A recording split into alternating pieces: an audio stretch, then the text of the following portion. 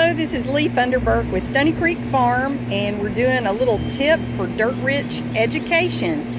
This is comfrey, which is an herb, and it's C-O-M-F-R-E-Y. And comfrey can be used, it's beautiful just to look at. It also, you can take the leaves, and if you have a cut or something that's happened to your finger, you can wrap it around your finger as a natural band-aid, and it helps to heal it. But also, it's my favorite use of it in the garden is for a compost tea. And the compost tea is just made from the leaves of the comfrey plant. And what I do is I cut, because it spreads out so much, I cut off the outlying plants so they don't, or the outlying stems so that they don't choke out my garlic and my tomato plants for my kitchen garden. And then I put them into a bucket, as you can see. So my water bucket is about 2/3 of the way full of water, and now I'm just going to take my leaves and mash those down into the bucket, as you can see, and make sure they're well covered,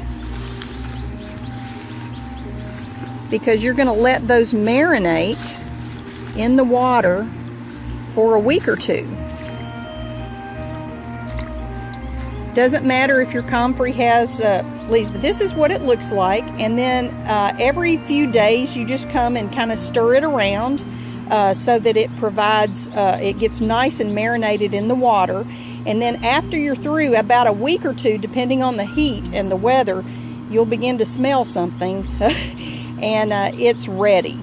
You take the leaves out at that point, and you take 90% water and 10% comfrey juice, which is a compost tea, and then you put those in a watering can, 90% water, 10% comfrey compost tea, and you water your plants with that, and you just will not believe how wonderful all of your plants will grow. Just to give you an idea, you can see from my herb garden, and I have planted lots of stuff, but it's coming up great this year, especially my sage. It needed a little bit of compost tea. You don't normally water your herbs, but they were looking a little rough after the winter, so I went on ahead and did those. But that's my comfrey bush, and over here is our comfrey compost tea that we're going to let sit to a week to possibly 2 weeks until it smells bad.